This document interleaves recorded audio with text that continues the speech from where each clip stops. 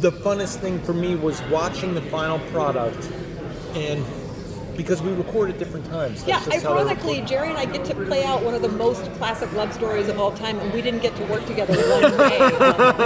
No, we do all of our dialogue separately from one another, and then they set it to the animation, and then we go in to tweak our dialogue, and that's the first time we see our scenes together and see if they worked or not. But we really have a rapport with each other. It's really, I mean, it's... Go figure. It's amazing that we were not in the same room at the same time, but we just had like a cadence and a rapport. It was really cool to listen to. It was really fun. I think it really helps the movie, you know, because Death of Superman, you know, is a lot about Clark telling Lois, you know, his true identity.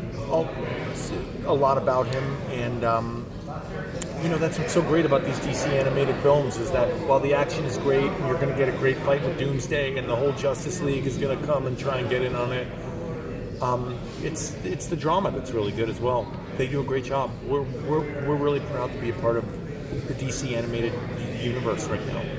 Since you both have backgrounds as superheroes already, My Secret Identity, I was obsessed with that as a kid. Mystique is way better than Secret Identity. Was that a superhero? Yeah, but Quinn Mallory's nothing to shake your stick. I know, but he's not a superhero. Please, like, let's.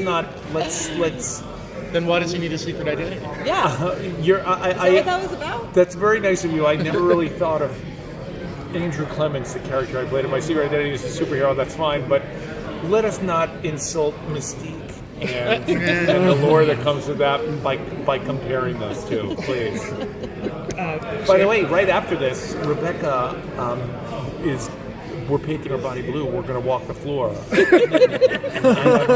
I have my Magneto helmet, and we're going to go out there and tear it up. That would be hilarious, because people would be like, she looks nothing like the Mystique from the movie. Keep the shirt on, too, and you'll make people's heads explode. Like people taking selfies, not even like, yeah, that's one of the best, the third best Mystique I've ever seen. It's a pretty good Mystique outfit. It's all right. Enter a lookalike contest, and like, hair's all wrong, but that's it. Too blonde.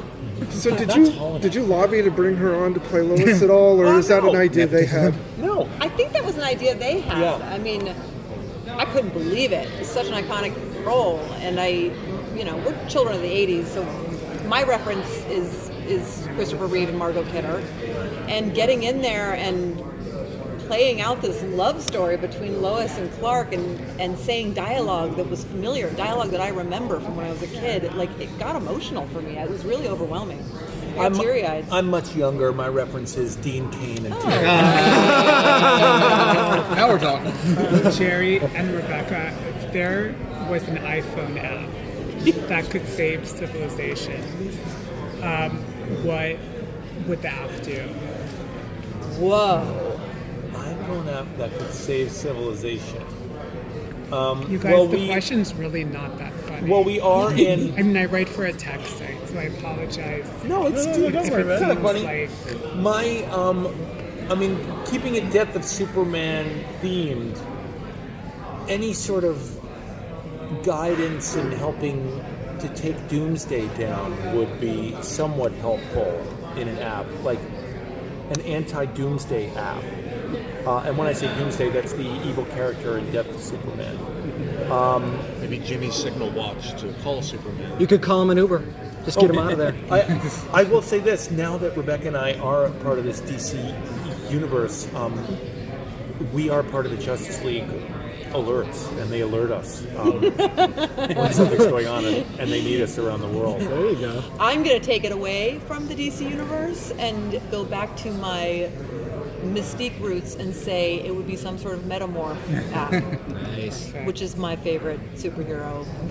Thank you so much. Yeah. What do you think is the most interesting aspect of Clark and Lois's relationship? Well, in Death of Superman, I think it's the fact that Clark has yet to tell Lois that he's not only Clark Kent.